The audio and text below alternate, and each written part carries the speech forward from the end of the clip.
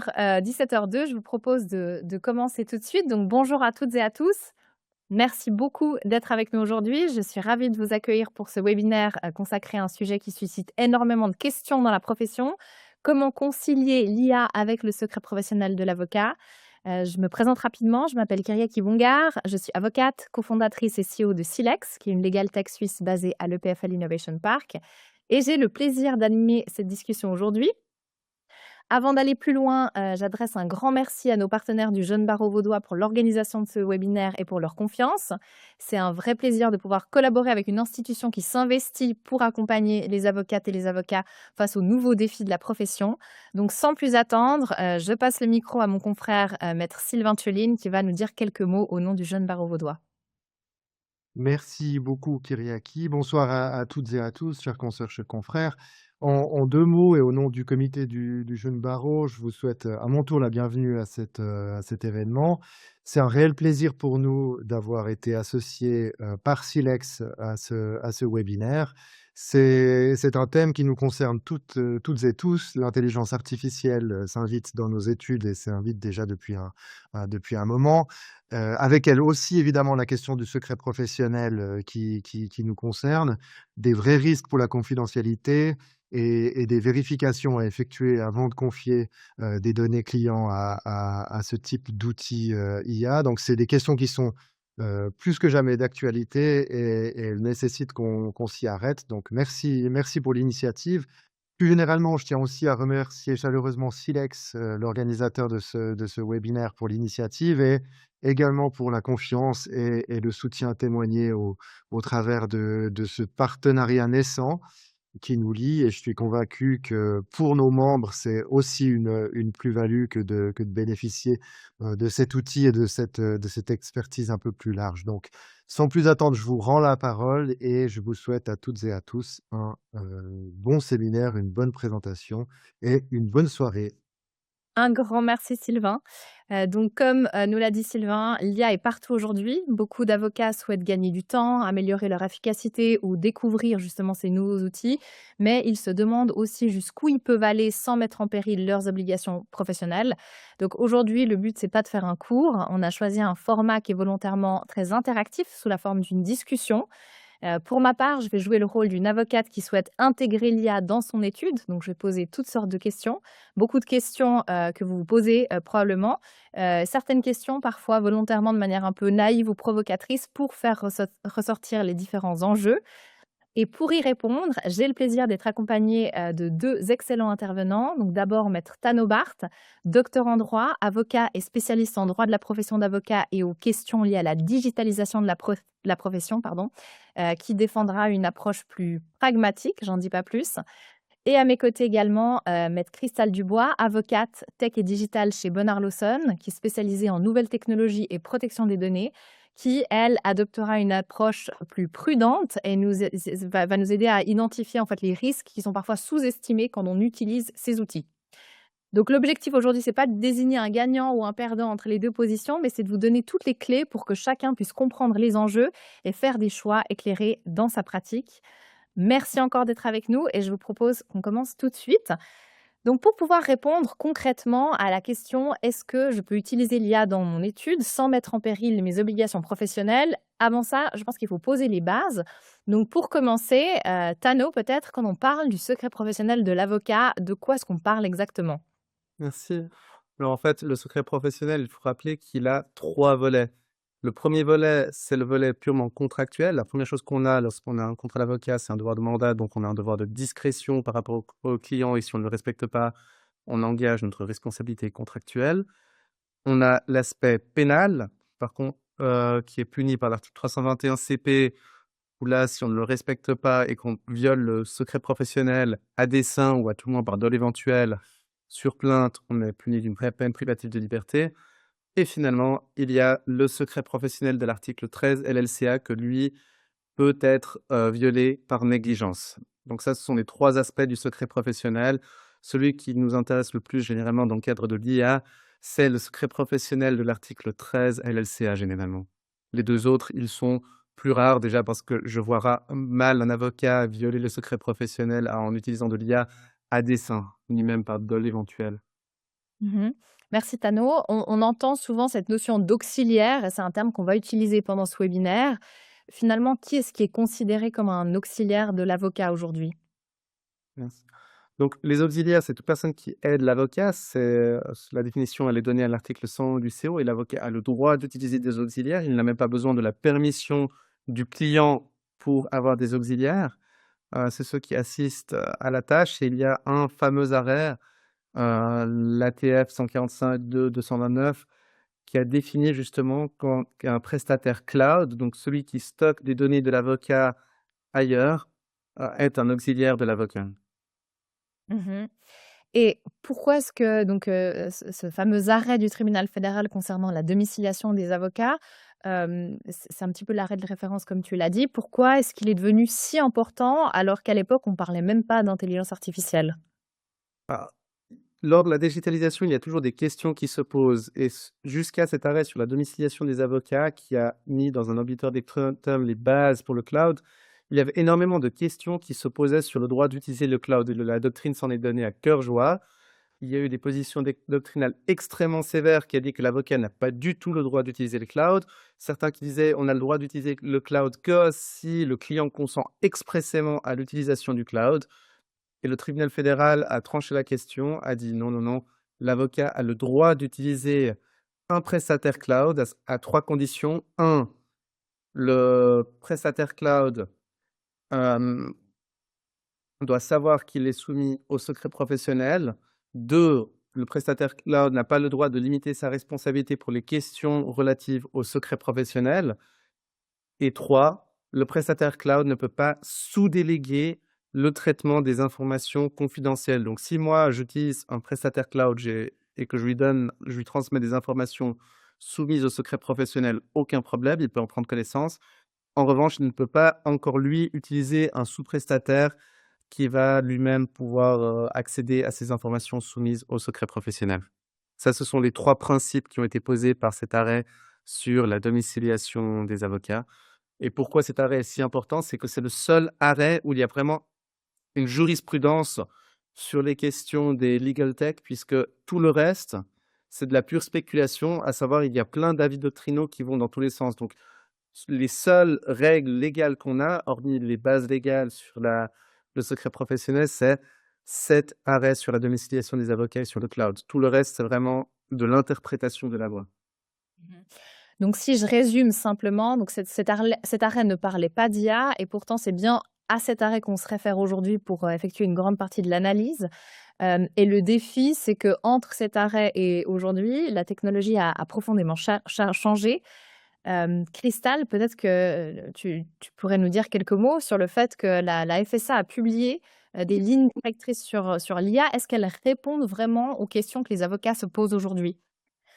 Alors partiellement parce que, donc les lignes directrices, elles ont été publiées en juin 2024, donc c'était, il y a un petit moment. Puis à l'époque, enfin donc à l'époque, l'IA était principalement utilisée justement pour faire des traductions, pour aider à reformuler des textes et pas dans une dimension aussi importante que maintenant au sein des études où on l'utilise vraiment pour c'est utilisé de manière assez large pour la recherche, pour la rédaction, juridique, pour l'analyse de pièces et cetera. Et puis dans ces lignes directrices, la FSA a en effet, publié un certain nombre de recommandations de comment déployer l'IA à l'interne, mais elle n'a pas vraiment, mis à jour ou elle n'a pas vraiment publié des critères qui peuvent vraiment aider, les études dans leur, analyse des différents outils.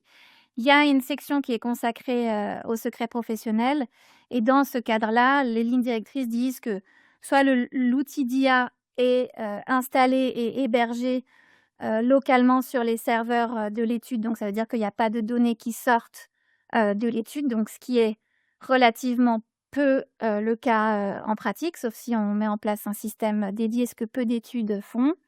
Ou alors, les études d'avocats, doivent respecter les mêmes principes que pour, la délégation, au cloud, donc les mêmes, critères que Tano, vient, d'énumérer.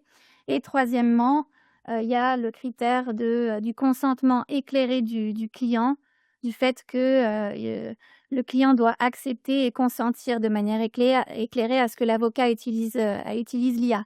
Donc ça, on pourra en parler plus tard de ce que signifie le consentement éclairé, mais les lignes directrices de la FSA, elles datent un peu. À mon avis, elles devraient être revues. Et puis si on compare avec d'autres barreaux européens et même autour du monde, donc par exemple si on regarde le barreau français et le barreau parisien, donc eux, ils ont vraiment publié récemment, donc là en 2026, le dernier, je crois que c'est le barreau de Paris, qui a vraiment publié des lignes directrices beaucoup plus claires sur comment est-ce que les avocats devaient ou pas utiliser l'intelligence artificielle et notamment pour les outils, par exemple ChatGPT, Claude, etc. Ils préconisent qu'il faut anonymiser tout ce qui est transmis à ces outils et puis ils donnent, à mon avis, des guidelines un peu plus clairs que ce qu'on a avec la FSA. Donc, j'invite les avocats à consulter ces guides parce que ça peut être utile pour tout le monde. Tout à fait. Alors maintenant qu'on a posé un petit peu les bases, imaginons que je rentre dans mon étude demain matin, j'ouvre mon ordinateur et je me dis: «Voilà, j'ai envie de commencer à utiliser l'intelligence artificielle». Là, les questions commencent à se poser. Donc, imaginons que j'ai envie d'utiliser ChatGPT ou Claude pour analyser, les contrats de mes clients. Est-ce que ces entreprises deviennent finalement mes auxiliaires, Tano? Selon la jurisprudence du tribunal fédéral, c'est des entreprises cloud. Donc, si j'ai un compte pro et que je stocke mes données dessus, ce serait, selon la jurisprudence du TF, oui, des auxiliaires. Après, il y a d'autres risques qui sont liés à cela. On peut en discuter maintenant ou plus tard. Personnellement, je dirais, là, on est simplement face à des auxiliaires. Mmh. Cristal, est-ce que tu En fait, tu ce sont des auxiliaires, en effet, mais la vérité, c'est que quand on utilise ChatGPT, donc ça dépend de quel type de compte on utilise. Le mieux, c'est d'utiliser un compte professionnel. Donc, par exemple, pour Claude, c'est Claude Team ou Claude Entreprise. Si on utilise son compte personnel, en fait, dépendant du niveau de compte, on a différentes conditions d'utilisation qui s'appliquent. Et selon moi, même en lisant les conditions générales pour Claude Team, par exemple, ou Claude Entreprise, il n'y a pas Anthropic ne s'engage pas à respecter le secret professionnel des avocats. Donc après, à discuter, est-ce que finalement, le fait qu'ils s'y engagent pas dans leurs conditions générales, ça signifie qu'ils peuvent quand même être considérés comme auxiliaires de notre secret, s'ils sont informés qu'on est avocat? À discuter. Tano? Ouais, alors là, justement, là, on commence à faire de l'interprétation de cet arrêt du tribunal fédéral, puisque le tribunal fédéral a simplement posé comme condition que l'auxiliaire doit être conscient qu'il est soumis au secret professionnel de l'avocat. Il y a une position doctrinale que je partage personnellement, qui dispose que, de toute façon, dès le moment où on a affaire à un auxiliaire en tant que professionnel, un prestataire cloud, quelque peu professionnel et donc versé dans le milieu du droit, qui a affaire souvent à des avocats, il y a une présomption qu'il sait que lorsqu'il traite des données d'avocats, ce sont des données soumises au secret professionnel. Donc typiquement, ChatGPT et Claude, qui sont quand même très professionnels et qui ont souvent affaire à des avocats, on peut s'imaginer que oui, ils sont conscients d'être soumis au secret professionnel, même si ce n'est pas écrit noir sur blanc dans leurs conditions générales, sont des conditions boilerplate et dont la moitié probablement des conditions ne seraient même pas valables au regard de droit suisse. Donc c'est Après, c'est vrai que oui, je te laisse Ouais. finir. Non, c'est pour ça que justement, je me dis, là, finalement, on peut quand même partir du principe qu'ils savent malgré tout que s'ils traitent des données soumises au secret professionnel, ils sont soumis au secret professionnel, ils ne peuvent pas les divulguer n'importe comment. Mais on peut même aller de manière encore plus provocatrice en se disant, finalement, j'ai un client, on va à l'époque avant les IA, on recevait un client, les premières choses que faisaient les avocats, c'était généralement taper le nom du client sur la barre de recherche Google pour trouver des informations sur lui, chercher des informations sur la partie adverse, et on ne se posait jamais la question du secret professionnel pour ces recherches Google.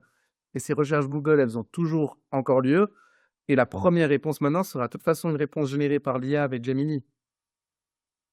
Mmh.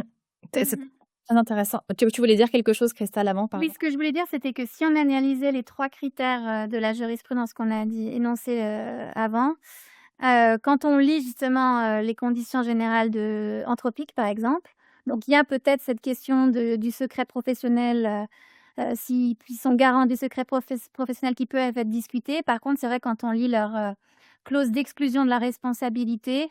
Alors là, il y a pas une exclusion de la responsabilité, enfin, il y a une exclusion de la responsabilité assez large et il y a pas de garantie vis-à-vis de conserver ce secret professionnel. Donc là, à voir si ça s'applique. En fait, il faudrait qu'il y ait un cas de jurisprudence qui clarifie, cela pour tous les avocats, mais je pense pas que ce sera aujourd'hui. Et puis pour la question de la sous-délégation, ben, on va en parler un peu après, mais c'est vrai que, ChatGPT, Claude, Anthropic, toutes ces les grosses entreprises et en général aussi les prestataires, suisses, font appel à des sous-traitants pour stocker les données, pour, entraîner les modèles et pour, il y a toute une liste de sous-traitants qui est clairement indiquée, par exemple pour Anthropic sur leur, site, Trust Portal, c'est leur portail de confiance.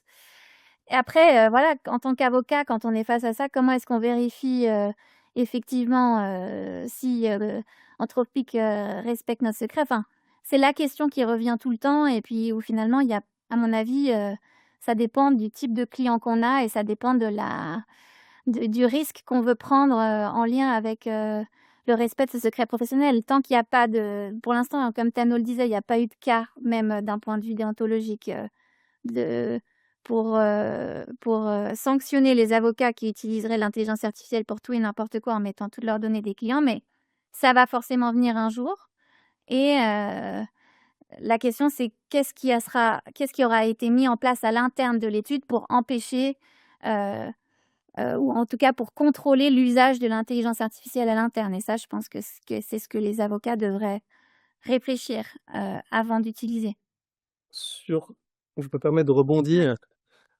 Sur le cas de secret professionnel, je ne suis pas si convaincu qu'il y aura prochainement un cas de violation de secret professionnel en usant de l'intelligence artificielle, puisqu'on parle beaucoup justement du respect du secret professionnel. Et au final, quand on regarde même à l'international, il n'y a encore pas eu de Il y cas, en a à pas. Ouais. connaissance en tout cas, sur un avocat qui aurait été sanctionné pour violation du secret professionnel par l'usage de l'IA. Les cas où des avocats ont eu des problèmes avec l'utilisation de l'IA sont des cas d'hallucination, donc des avocats qui ont cité des jurisprudences qui n'existaient pas, et ça, c'est un risque plus grand qu'on pourrait voir aussi en Suisse. En revanche, le secret professionnel, je ne suis pas si convaincu qu'il y ait un risque si élevé que ça par rapport à une violation du secret professionnel. Cela étant, si on veut se limiter, la manière la plus pragmatique finalement de résoudre le problème, c'est dans la lettre d'engagement. Alors déjà, nous avons un nouveau code suisse de déontologie depuis quelques années maintenant, et celui-ci tend vers l'idée, il essaie d'implémenter progressivement cette idée qu'on devrait pour chaque nouveau client avoir une lettre d'engagement. Et la question qui se pose, c'est simplement pourquoi ne pas simplement faire signer au client un consentement libre et éclairé, évidemment, d'usage, d'utilisation de l'IA.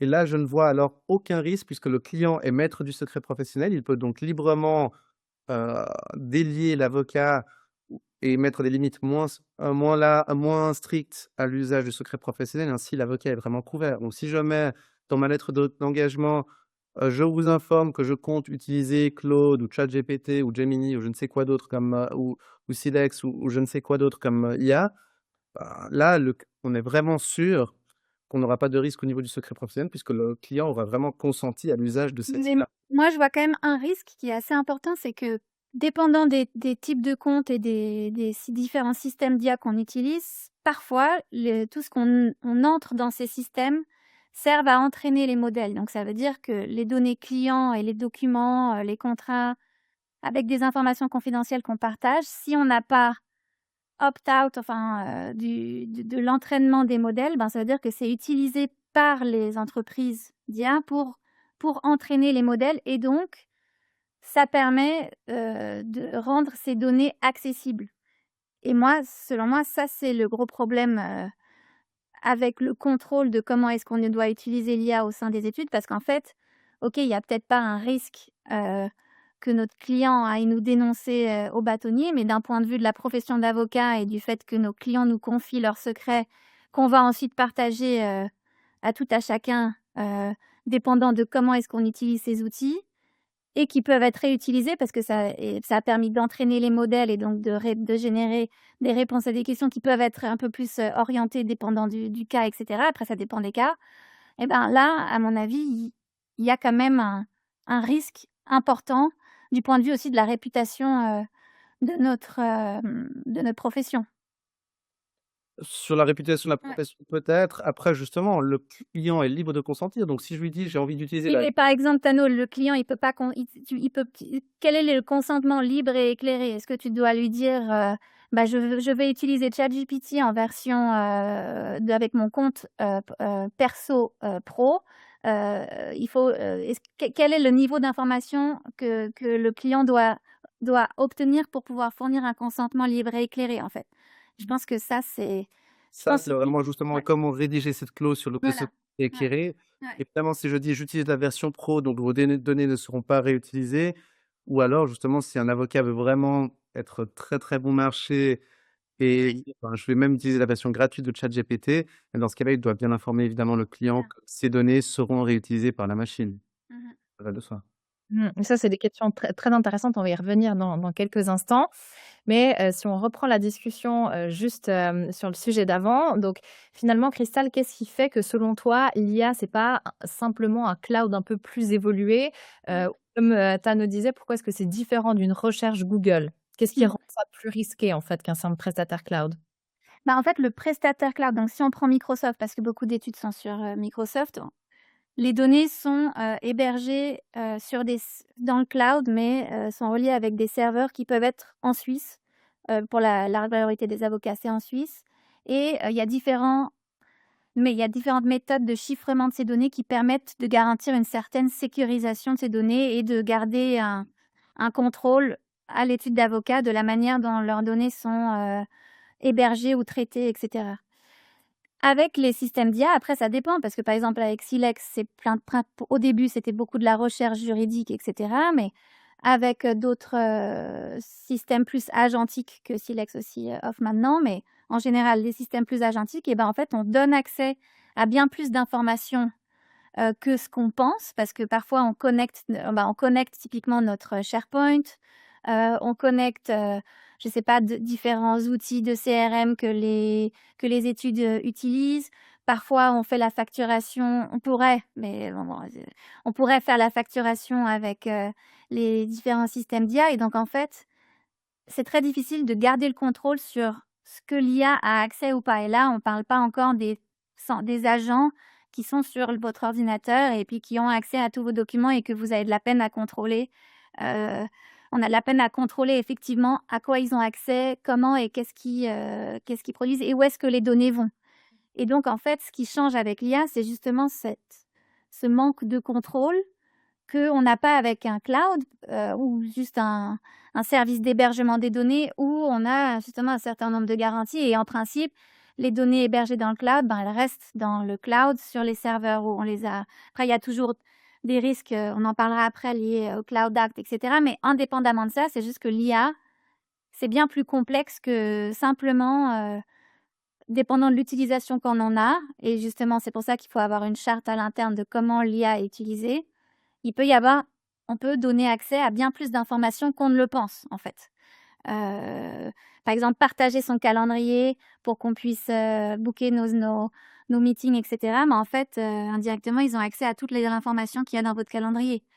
Sans le savoir, en fait, on partage beaucoup plus d'informations que ce qu'on pense, donc c'est en ça que ça change et le contrôle est d'autant plus difficile à mettre en place, justement, si on se rend pas compte de comment l'IA est utilisée, à l'interne.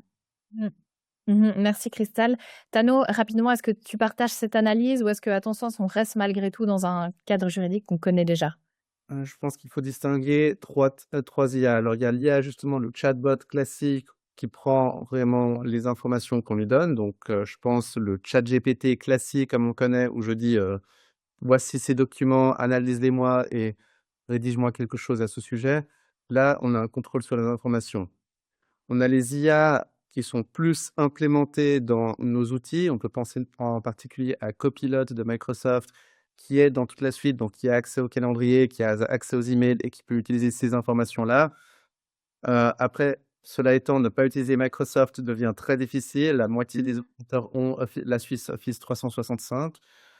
Et après, il y a les agents, et ça, c'est encore quelque chose qui serait une catégorie à part et qui pourrait faire l'objet d'un webinaire à lui seul, puisque les agents, c'est utiliser l'IA qui a accès, qui peut vraiment agir comme nous, aller sur nos emails, envoyer un email à notre place. Et là, en effet, pour les agents, là, je verrais des risques plus grands de violation du devoir de diligence parce qu'on perd complètement le contrôle. On n'a pas une surveillance suffisante. Là, je vois en effet les mêmes risques que Crystal. Le copilote, donc quand on a une IA qui a un accès plus poussé à nos informations, je pense qu'on peut encore quand même parler de prestataire cloud malgré tout. Par contre, l'IA chatbot, je le vois vraiment plutôt comme un prestataire cloud classique puisqu'on a le contrôle vraiment sur les données qu'on charge dans ce chatbot. D'accord. Et si on pousse maintenant le raisonnement un peu plus loin, parce que beaucoup, de cabinets d'avocats utilisent l'IA aujourd'hui, mais si on prend le cas d'une IA juridique qui serait une sorte de wrapper sur une IA générique, par exemple un outil qui lui, derrière, va reposer sur Claude en arrière-plan, finalement là, c'est qui mon auxiliaire? Est-ce que c'est, Anthropic, le fournisseur, auquel je recours, je ne sais pas s'il est basé en Suisse ou peu importe, ou est-ce que c'est les 2?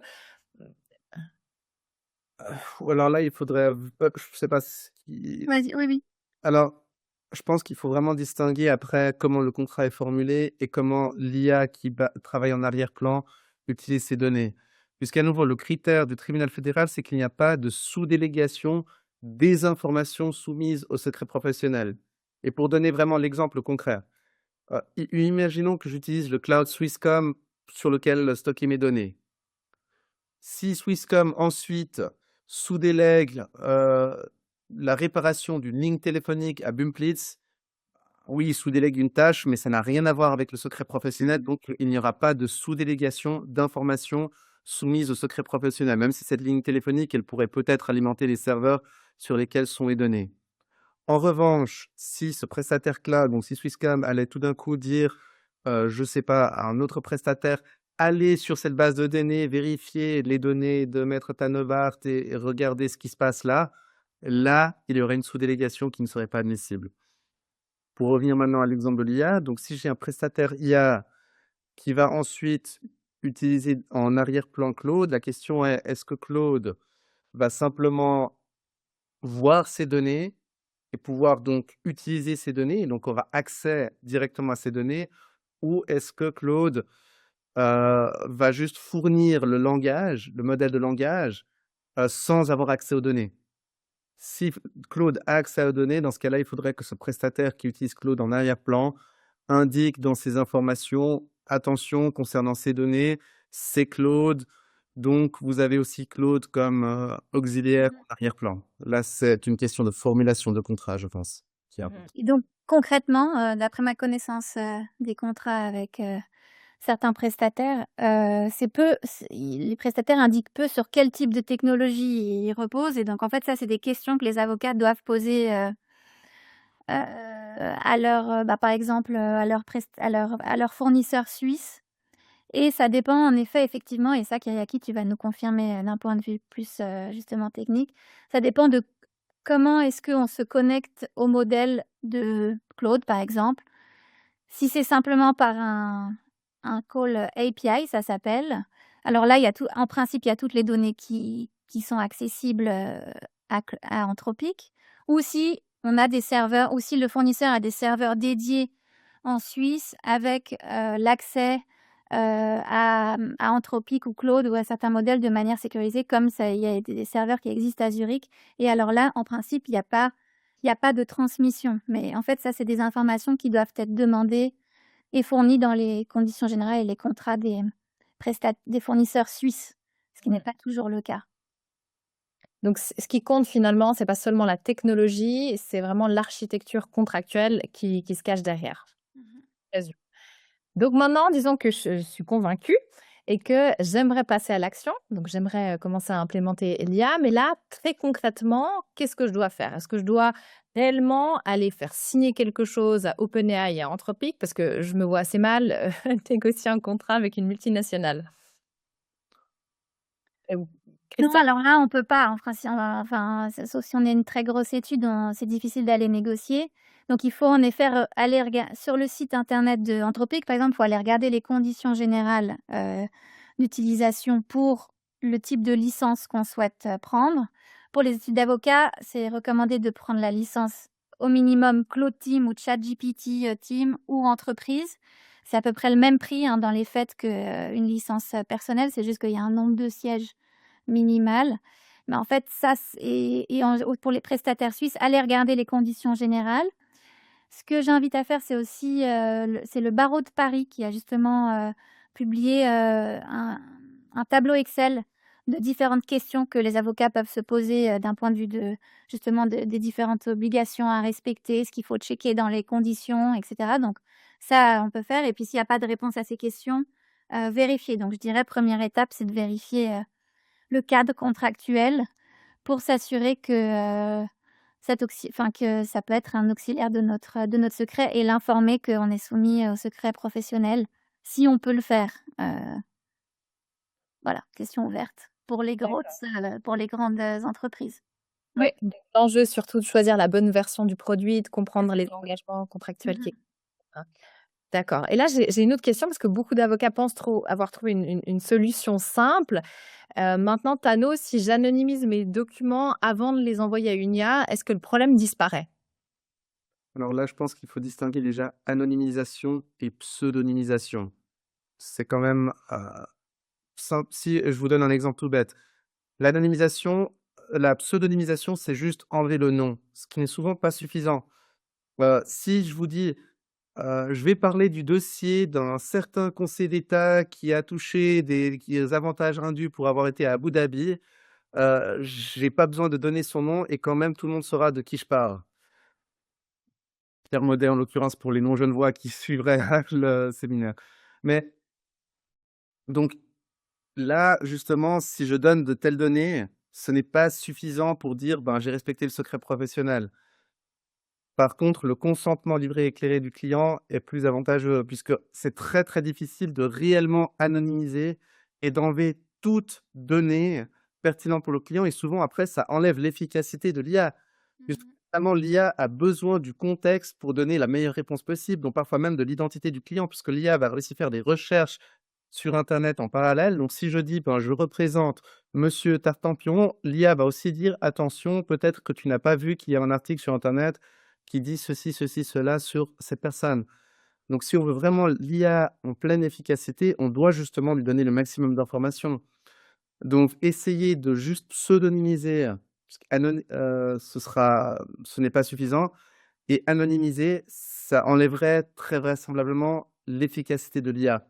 Donc je ne suis pas sûr que la pseudonymisation ou même l'anonymisation soit vraiment une barrière par rapport à cela. Pour moi, je me répète, le meilleur moyen de se protéger contre toute violation du secret professionnel est vraiment un consentement libre et éclairé du client. Généralement, une lettre d'engagement où il signe justement: «Je consens à l'utilisation de tel, tel, tel outil IA», heu, en informant des risques. Mmh. Mmh. Oui, puis concrètement, il y a des logiciels qui existent pour pseudonymiser les documents qu'on voudrait soumettre à l'IA. Donc après, ça dépend du type. Par exemple, si on fait simplement de la rédaction contractuelle, c'est parfois très utile d'utiliser l'IA.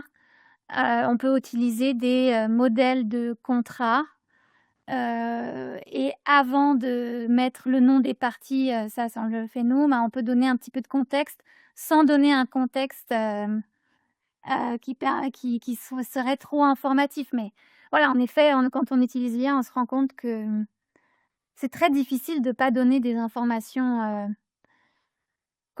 qui seraient considérées comme soumises au secret professionnel, en fait. Même avec des contrats ou des documents qui seraient anonymisés, mais rarement ou pseudonymisés. Donc c'est pour ça qu'il faut avoir, si on peut, des prestataires ou des fournisseurs qui fournissent des solutions, qui soient plus sûrs et avec qui qui soient considérés comme l'auxiliaire de notre secret. Je me permets peut-être de rebondir sur ce sujet puisque la vérification parfois des conditions générales d'utilisation, c'est parfois d'ailleurs très difficile, puis surtout si on ne maîtrise pas justement cette épée. Je dirais le critère, peut-être la condition à vérifier, c'est toujours justement, est-ce qu'il y a une réutilisation des données, pour Mmh. entraîner le modèle? Je pense que ça, c'est l'élément le plus important. Mais là, fort heureusement, pour les membres pour les personnes qui sont membres de la FSA, donc c'est toute personne qui est membre d'un ordre cantonal, la FSA fait déjà ces vérifications.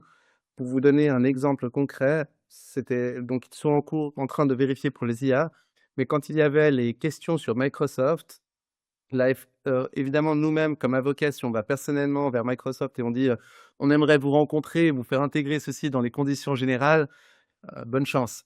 Par contre, la FSA, il va en disant on représente tous les avocats, tous nos membres, et ils ont pu négocier avec Microsoft divers points, notamment que Microsoft ait ses serveurs en Suisse, ainsi de suite. Donc, de manière générale, la FSA fait déjà ces vérifications pour les avocates et les avocats du barreau. Donc là, justement, si on n'est pas sûr, le mieux est généralement de se fier aux recommandations de la FSA qui fait ces discussions avec les gros mastodontes. Mais pour l'instant, ça n'a pas encore été publié, non? Pour l'instant, non, je pense que les discussions sont en cours et la FSA attend évidemment toujours la fin des discussions. Donc pour l'instant, ça va prendre encore un petit peu de temps, mais je pense qu'on peut compter sur notre association FETIA pour vraiment clarifier ces questions auprès des divers prestataires IA. Depuis tout à l'heure, on parle beaucoup de secret professionnel, mais comme tu l'as évoqué avant, Tano, c'est finalement pas la seule obligation de l'avocat. Quand il utilise l'IA, il y a aussi le devoir de diligence. Donc typiquement, supposons que j'utilise l'IA pour rédiger une réponse ou un courrier et puis qu'elle invente une jurisprudence. J'envoie la lettre sans vérifier. Là, mon problème, c'est plus vraiment le secret professionnel, mais c'est mon devoir de diligence qui m'impose ce devoir de vérification, l'obligation de fournir un travail conforme aux règles de l'art. Donc une IA peut parfaitement respecter le secret, c'est-à-dire protéger les informations du client et pourtant conduire à une faute professionnelle si l'avocat ne vérifie pas le résultat. On l'a déjà évoqué avant, je ne sais pas si vous voulez rajouter encore un mot là-dessus, si on parle un peu du devoir de diligence, quelle distinction s'impose en matière de diligence contractuelle et disciplinaire? Volontiers. Alors, je pense que ça, c'est le plus grand risque pour les avocats, bien plus qu'une violation du secret professionnel, c'est le risque des hallucinations. Parce que tout simplement, comme on l'a vu, le secret professionnel, les risques sont assez théoriques. On n'a pas vu de cas dans la jurisprudence internationale de violation du secret professionnel. En revanche, des avocats qui se sont fait sanctionner pour des hallucinations, il y a une grande liste. Je pense que Christelle pourra en dire un petit peu plus à ce sujet. On a même des avocats qui ont mis des sanctions pénales, puisque dans les systèmes anglo-saxons, dans certains systèmes anglo-saxons, citer une fausse jurisprudence, c'est l'équivalent d'un faux dans les titres. Donc là, on voit vraiment un risque concret. Et le risque, je le verrais à deux niveaux. Premièrement, responsabilité contractuelle envers le client. Si je perds le dossier, alors après, il faut démontrer le lien de causalité et les autres conditions de responsabilité contractuelle, évidemment. J'engage ma responsabilité civile envers le client. Et surtout, je risque même de me faire sanctionner par mon autorité de surveillance pour violation de l'article 12, lettre A LLCA, à savoir mon devoir de diligence disciplinaire. Donc là, oui, je pense qu'il y a un risque concret si on utilise simplement les jurisprudences que nous donne l'IA sans vérifier ce résultat donné par l'IA.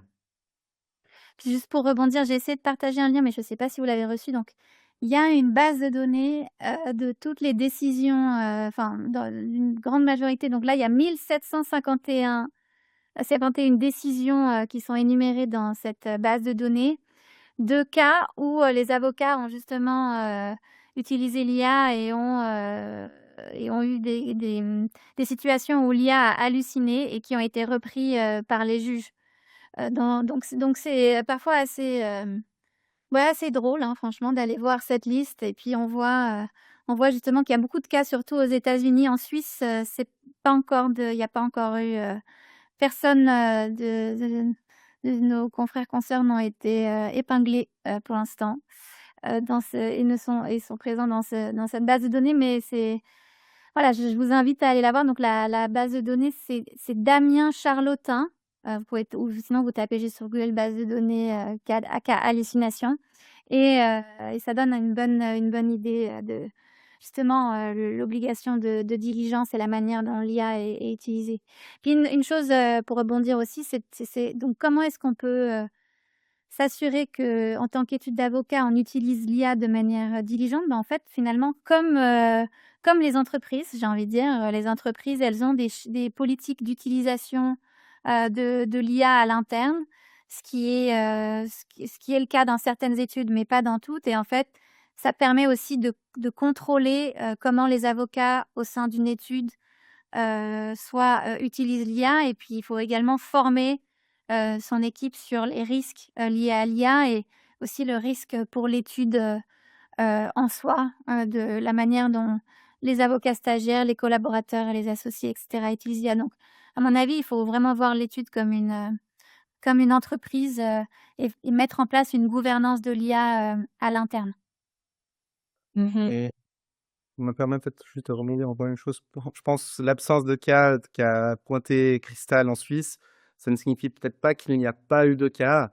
Simplement, vu que les autorités de surveillance ne publient pas toutes leurs décisions ou alors prennent beaucoup de temps à les publier, c'est peut-être aussi la raison pour laquelle on n'a pas encore eu de jurisprudence à ce sujet, mais je suis assez convaincu. Je pense qu'il y a déjà eu des cas d'avocats qui probablement se sont fait sanctionner pour utilisation de l'IA. Et un autre risque qu'on voit aussi, qui est moins flagrant, mais c'est aussi simplement d'irriter les juges si on prend des phrases toutes faites par l'IA. J'ai eu des discussions un peu informelles avec certaines magistrates et certains magistrats qui s'irritent des textes où on peut voir qu'ils ont été rédigés par l'IA, qui sont super longs. C'est ces phrases un peu classiques, comme on le voit d'ailleurs sur LinkedIn, les posts qui sont rédigés par l'IA, qu'on repère tout de suite avec « ce n'est pas si, alors c'est ça ». L'IA a un style d'écriture propre à l'IA et qui généralement déjà irrite le juge. Donc rien que ça, déjà, je ne suis pas sûr qu'on soit encore dans une violation du devoir de diligence, mais on sera en tout cas dans un cas où on va pas faire du bien à notre client si on prend un texte tel quel qui a été rédigé par l'IA. Donc c'est un point très, très intéressant, effectivement.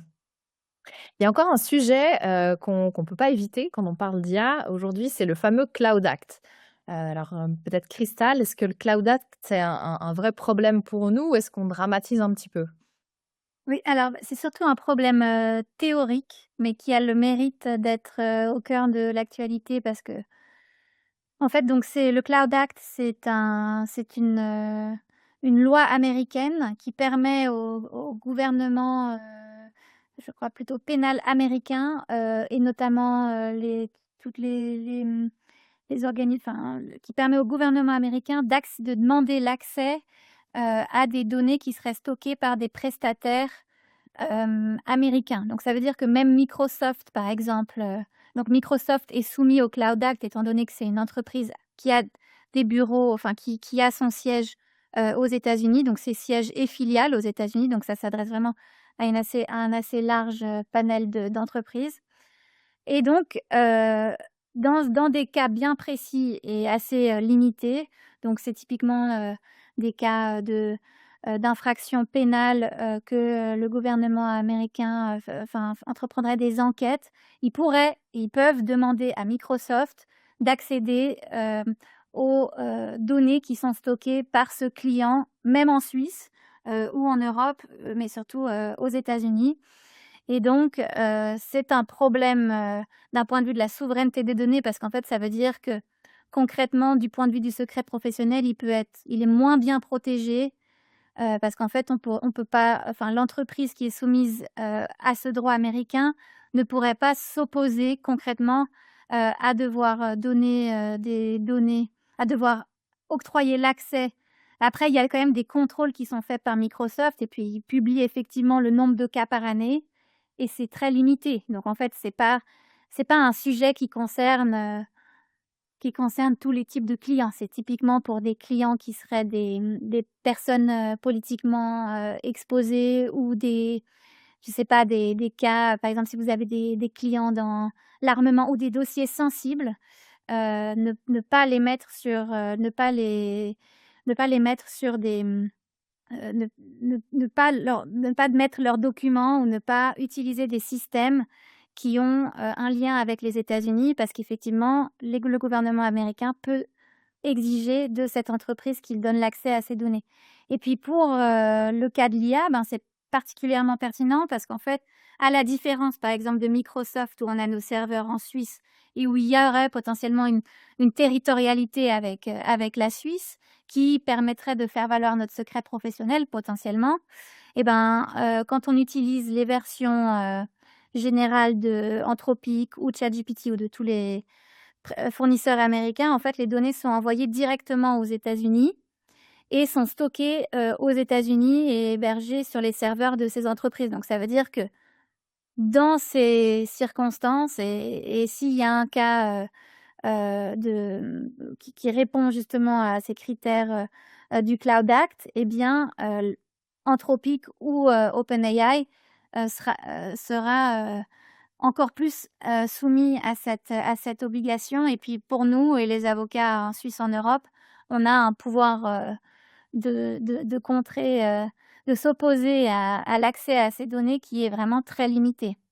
Donc en fait, c'est plutôt un risque théorique, mais au vu de l'évolution de la politique américaine, à mon avis, c'est quand même un risque qui est peut-être moins, qui deviendra moins théorique. Et on peut prendre cet exemple du Cloud Act, mais c'est plutôt une question de comment est-ce qu'on veut garder un contrôle sur nos données et en Suisse ou en Europe. Et donc, c'est plutôt une question de risque et de connaissance de où nos données sont transférées. Donc, plutôt un choix politique de souveraineté plutôt qu'un choix de risque effectivement concret. D'accord, merci beaucoup Christelle. Je vous propose à tous les deux, je sais pas, Tano, pardon, si tu voulais rajouter quelque chose sur le Cloud Act ou pas spécialement. Je pense que ce dont il faut vraiment être conscient, c'est que le Cloud Act, le plus grand risque, c'est que même quand les serveurs sont en Suisse, l'US Cloud Act permet d'avoir accès aux données. Et là, il y a toujours la théorie versus la pratique. En théorie, on peut dire oui, mais bon, on a en Suisse l'article 271 CP qui punit le fait d'exécuter sans droit un acte pour un État étranger. Donc, il n'aurait pas le droit de vendre ces données. Et après, la pratique, c'est que si on a une entreprise qui a d'un côté la pression américaine et de l'autre les risques de sanctions suisses, il faudrait être un peu naïf pour croire que la Suisse fait plus peur que les USA. Ouais, vite fait. Exactement. Je vous propose maintenant qu'on passe à une partie un peu plus pratique, où on va essayer de se mettre dans certaines situations concrètes et voir comment on peut un petit peu appliquer les principes qu'on a évoqués. Alors le premier cas pratique, si je peux l'appeler comme ça serait de dire, voilà, mon stagiaire rédige un premier projet de recours et pour aller plus vite, il copie une partie du dossier dans ChatGPT+. Évidemment, il m'en parle pas. Est-ce que je suis responsable? On l'a rapidement évoqué, mais on peut y revenir dessus en quelques instants. Tano, peut-être? Le stagiaire est un auxiliaire. Donc, je suis responsable du stagiaire et je réponds du point de vue du droit des obligations, je réponds complètement des actes du stagiaire. Donc, si ce qu'il me rend et que je l'utilise ensuite et que j'engage ma responsabilité contractuelle, ma responsabilité contractuelle sera engagée pour une erreur de l'IA, même si le stagiaire l'a utilisé. Du point de vue disciplinaire, on est plus proche du pénal, à savoir, mais là, on va se poser la question, est-ce que j'ai correctement instruit, surveillé le stagiaire? Est-ce que j'ai fait tout ce qui était, est-ce que j'ai dit au stagiaire, écoute, tu n'as pas le droit d'utiliser l'IA, ou je lui ai posé justement un cadre, c'est justement cette gouvernance dont parlait Christelle avant. Est-ce que j'ai bien cadré comment, si le stagiaire a le droit d'utiliser l'IA, et si oui, comment? Dans ce cas-là, si le stagiaire n'a pas respecté mes instructions et que j'ai quand même surveillé ce que fait le stagiaire, je ne suis pas responsable disciplinairement. En revanche, le stagiaire lui-même aura une responsabilité personnelle.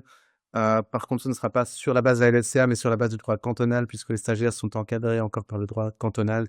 Et chaque canton a donc ses règles disciplinaires un peu distinctes, la plupart reprenant cependant la LLCA à titre de droit cantonal supplétif. C'est là qu'on voit aussi, comme tu l'évoquais Christelle, l'importance d'une charte IA à l'interne. Si on passe au cas suivant, on en a déjà parlé, le consentement éclairé du client. Donc typiquement, mon client vient me voir et me dit: «Écoutez, je m'en fiche, utilisez ChatGPT si ça me fait économiser ses honoraires, c'est bon». Est-ce que son accord suffit? Voilà, on a déjà fait un bon bout de la discussion, mais si on veut la compléter et aller plus loin. Alors moi, ma réponse est oui ou non, enfin oui et non, parce que Oui, et ben, on peut se dire: «Bon, bah, j'ai le consentement de mon client». Après, non, dans le sens où est-ce que ça signifie que c'est un consentement éclairé? Heu, à mon avis, si le client a l'air, peut-être, plutôt, pénible, sur cet échange, en tout cas, il faudrait l'informer de comment est-ce qu'on utilise, ChatGPT, pour que ce soit, un consentement pleinement éclairé et pas qu'il se retourne ensuite, contre nous en tant qu'avocats pour dire que, on l'avait pas suffisamment informé de comment on l'utilisait. Mais bon, là, il y a quand même un consentement selon moi. Mmh. D'accord. Après, je ne veux pas non plus trop exagérer sur l'éclairé, puisqu'on a quand même en Suisse encore le principe de la responsabilité individuelle, à savoir que le client, on lui dit: «On utilise Claude» et on informe éventuellement de comment les données seront réutilisées ou non. Après, il y a quand même ce principe en Suisse qu'on n'a pas besoin de suréduquer la personne qui a fait le contrat et que la personne peut, si elle veut plus de questions, elle a aussi, une obligation elle-même de s'informer sur, de quoi il s'agit. Un Mmh. petit peu, mais là, je fais un petit peu de l'interprétation sur la base des précédents en matière de responsabilité contractuelle. D'accord. Si maintenant mon prestataire informatique m'envoie un contrat qui prévoit qu'il décline toute responsabilité et qu'il peut sous-traiter librement, ça typiquement, est-ce que je peux signer? Non. Non. Ça. Donc quelle clause spécifique vous prévoiriez dans ces cas-là? Alors, Vas-y, tu as ouais, alors, simplement, est-ce qu'il doit s'engager explicitement à ne pas sous-traiter les informations soumises au secret professionnel, ou est-ce que simplement le fait qu'il n'y ait rien à ce sujet suffit? Là, c'est une vaste, question d'interprétation d'une jurisprudence du tribunal fédéral. Hem, en tout cas, je dirais, s'il y a une clause qui dit: «Il va sous-déléguer», ça ne va pas, et ensuite, c'est à quel point on doit être strict là-dessus. De même, concernant le respect du secret professionnel, il n'y a pas besoin de dire il s'il n'exclut pas sa responsabilité pour, les questions de secret professionnel, par défaut, il sera responsable. Donc là, il n'y a pas besoin d'une clause supplémentaire. Hem, si c'est un prestataire un peu professionnel, on peut partir du principe qu'il sait, en traitant avec des avocats, qu'il est auxiliaire de l'avocat. Si on a un prestataire, on n'est pas sûr s'il est soumis au secret professionnel. Un simple rappel, c'est même pas besoin d'être un contrat signé, mais juste, lui faire un petit mail, quelque chose en disant: «D'ailleurs, je vous rappelle que vous êtes un auxiliaire et que donc vous êtes soumis au secret professionnel», en faisant peut-être même un copier-coller de l'article 321 CP, devrait suffire à mon sens. OK, d'accord. Si maintenant, je défends un client dans une procédure pénale extrêmement médiatisée et j'hésite entre ChatGPT entreprise, Claude entreprise ou une solution suisse, est-ce que le niveau de risque change selon le dossier? Alors là, oui, comme on l'a exposé, tout à l'heure, oui, justement en vis-à-vis du Cloud Act et cetera. En effet, pour les clients typiquement américains, les questions, fiscales, les questions, pénales, là, en effet, il faudrait utiliser une solution 100% suisse. Mmh. D'accord, OK. Depuis le début de notre échange, on a beaucoup parlé des risques liés à l'IA et puis c'est tout à fait normal parce qu'en tant qu'avocat, le premier réflexe, c'est, de se demander ce qu'on a le droit de faire, quels sont les risques et comment protéger au mieux les clients. Mais maintenant, j'aimerais, qu'on prenne un peu de recul et qu'on essaie d'inverser la perspective parce qu'au fond, l'IA, elle apporte pas seulement de nouveaux risques, mais elle apporte aussi des nouvelles capacités, pouvoir effectuer des recherches plus complètes, retrouver plus rapidement une jurisprudence, détecter certaines incohérences ou simplement libérer plus de temps pour se consacrer à certains, aspects, disons, à plus forte valeur ajoutée de notre métier. Alors du coup, selon moi, la question, elle est peut-être plus seulement de savoir si un avocat peut utiliser l'IA, mais si demain, il pourra encore se permettre de pas l'utiliser. Donc je vais vous poser une question volontairement un peu provocatrice. Finalement, le plus grand risque pour l'avocat de demain, est-ce que ça sera vraiment d'utiliser l'IA ou de s'en priver? Autrement dit, est-ce qu'un jour, est-ce qu'un avocat qui refuse catégoriquement toute forme d'IA pourrait un jour être considéré comme moins diligent qu'un confrère qui sait l'utiliser de manière critique, raisonnée, sous contrôle? Alors moi, je peux répondre d'un point de vue, donc pour vis-à-vis de la diligence et du cadre disciplinaire, je laisse Tano répondre. Mais d'un point de vue des clients, en fait, je pense que les certains clients, en tout cas dépendant des domaines, aiment ou aiment pas que, on utilise l'IA pour leur dossier et à mon avis, l'IA peut vraiment être utilisée, au sein des études pour des tâches administratives déjà, et pour nous simplifier la vie, en tant qu'avocats et nous permettre justement de dégager du temps, pour, faire du travail, plus de fond et donc en effet, je pense que c'est plutôt dans la gestion d'une équipe et d'une étude et la manière dont les process sont mis en place, à l'interne avec l'IA qui va permettre d'avoir de répondre beaucoup plus rapidement, aux clients. Donc ça viendra potentiellement plus des clients, que d'une et de la pression justement, de ses confrères consoeurs qui utilisent l'IA de manière, plus active et du type de client qu'on a, qui nous poussera à utiliser l'IA davantage, à mon avis. Je partage l'avis de Christophe. Mmh. Je ne pense pas qu'il y ait de risque au niveau du devoir de diligence en tant que tel. Simplement, il y aura la loi du marché. Si on a la possibilité, si on doit choisir entre un avocat, qui va dire: «Ben, je vais utiliser l'IA et je vous fais ça en 1 heure» et l'avocat qui va dire: «Non, je refuse catégoriquement les 20 heures», le client, au bout d'un moment, il va rapidement choisir l'avocat, qui facture 1 heure. Donc ça va plutôt être la loi du marché, qui va forcer les avocats à utiliser l'IA. Je suis pas sûr que ce sera vraiment le client, mais je ne vois pas de risque au niveau du devoir de diligence. D'accord, OK. Et maintenant, ça sera ma dernière question pour vous, parce que j'aimerais aussi que les personnes qui nous regardent aujourd'hui puissent repartir avec quelque chose de très concret. Imaginons maintenant qu'un avocat décide d'intégrer l'IA dans son étude. Avant même de commencer à comparer les outils ou de regarder les fonctionnalités, quels sont selon vous les 3 premiers réflexes qu'on devrait avoir? Autrement dit, les 3 premières choses qu'un avocat devrait systématiquement vérifier avant de choisir un outil d'IA? Cristal peut-être?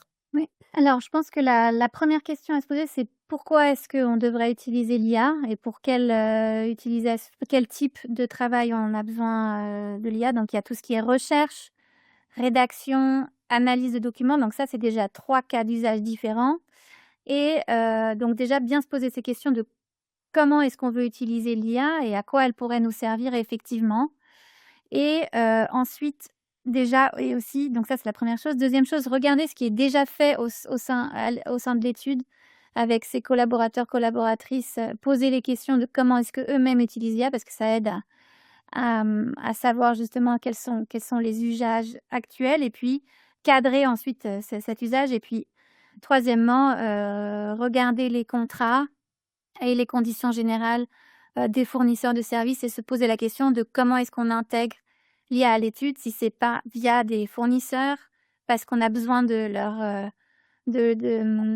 leur technologie et de leur connaissance et de leur expertise, ou est-ce qu'on peut le déployer nous-mêmes à l'interne? Comment? Pourquoi? Et puis, en fait, se faire conseiller peut-être, parce que les avocats, on se fait rarement conseiller par, des, heu, des consultants, par exemple, qui seraient spécialisés dans ces domaines et puis, ou des spécialistes et je pense que pour ces questions, malheureusement, ou heureusement, il faut se faire, épauler quand on n'a pas, une équipe à l'interne qui peut le faire. D'accord, merci beaucoup Cristal. Tano, je te passe le micro. Alors, je dirais, je rejoins entièrement la position de Cristal. Je mettrais peut-être, un point encore peut-être à rajouter dans le processus que je recommande vivement, c'est d'avoir déjà une lettre d'engagement de base, Oui. qu'on fait signer au client et justement, si on utilise l'IA, d'avoir dans cette, lettre d'engagement une clause, sur le qui indique: «Ben, notre étude utilise tel logiciel IA. Acceptez-vous l'utilisation?» avec, en indiquant ensuite c'est des risques de l'utilisation de cet outil, déjà commencer à implémenter ça, avoir cette lettre d'engagement qui indique quels outils IA sont dedans, je pense que c'est essentiel pour pouvoir utiliser l'IA et il faut rappeler, on parle beaucoup de l'IA, surtout des IA génératives pour créer et analyser des documents, mais on a des IA qui sont plus basiques pour des tâches administratives qui nous prennent du temps et il y en a 2 que je peux encore citer en plus des exemples, qu'a cité Crystal. C'est le classement de documents, Mmh. parce que souvent le secrétariat, ou les avocats eux-mêmes perdent un temps fou à recevoir un email avec, un document ou plusieurs documents et simplement avoir une IA qui permet de classer de manière automatisée les documents, c'est un gain de temps Ouais. considérable et l'autre, c'est la recherche d'informations. Parce que Mmh. souvent, on se dit: «Ouh là, alors est-ce que cette lettre de l'avocat de la partie adverse, est-ce que c'est dans la correspondance? Est-ce que c'est dans la procédure?» Je ne sais plus où c'est classé et là, la recherche dans l'intégralité du système grâce à l'IA, c'est aussi une économie de temps phénoménale. Donc je dirais, ça, ce sont 2 utilisations, complémentaires de l'IA, qui permettent vraiment un grand gain de temps et en effet, comme a dit à juste titre Cristal, il faut d'abord se poser la question: «Qu'est-ce que moi j'ai besoin de l'IA?» et pas simplement aller vers, la première IA qui dit: «On fait ceci, ceci, cela» et se dire: «Ah mais je vais implémenter ça dans l'étude parce que cette IA le fait». Il faut que l'IA serve l'avocat et pas que l'avocat serve l'IA. Mmh. Merci beaucoup. Et c'est vrai que ce que je retiens de la discussion d'aujourd'hui, c'est vraiment que l'IA ne remet pas en cause les principes fondamentaux de notre profession. Il y aura toujours le secret professionnel, devoir de diligence, indépendance, responsabilité qui vont pas changer finalement. Mais c'est les outils évoluent et puis, avec eux, notre manière de travailler, et donc les questions qu'on doit se poser, et peut-être justement demain les standards de diligence qui seront, attendus d'un avocat. Mais, ce que je retiens aussi du débat d'aujourd'hui, c'est que finalement le véritable enjeu, c'est pas de savoir s'il faut être pour ou contre l'IA, mais c'est vraiment de savoir comment l'utiliser de manière éclairée, responsable et conforme à nos obligations, professionnelles. Donc j'aimerais adresser un grand merci à nos 2 intervenantes, Anno et Cristal, pour la qualité, de leurs interventions, la richesse de nos échanges et puis vos regards complémentaires sur ces questions qui sont loin d'être simples. Je remercie également très chaleureusement le Jeune Barreau Vaudois pour, son invitation, et pour ce partenariat qui nous a permis d'organiser ce webinaire. Avant de nous quitter, je rappelle rapidement que grâce au partenariat avec le Jeune Barreau Vaudois, tous les membres bénéficient d'un mois gratuit, sur Silex grâce au code promotionnel JBVD. Donc n'hésitez pas à découvrir concrètement comment une IA juridique suisse conforme au secret professionnel peut s'intégrer dans votre pratique. Et puis, avant de conclure, je vous propose qu'on prenne quelques minutes pour répondre à vos questions. Je ne sais pas si, il n'y a pas l'air d'en avoir dans le chat. Non, il n'y en a absolument aucune. Alors je laisse quelques instants si à tout hasard quelqu'un voudrait poser une question. Et s'il n'y a pas plus de questions, alors je vais conclure en remerciant toutes les personnes, qui étaient présentes avec nous aujourd'hui. Merci de nous avoir suivis. J'espère que cette discussion, elle vous a apporté, des réponses, mais aussi, voilà, des outils de réflexion pour accompagner l'évolution de votre pratique. Et je vous souhaite à toutes et à tous une excellente fin de journée et puis je me réjouis de vous retrouver, lors d'un prochain échange. Merci et bonne fin de journée.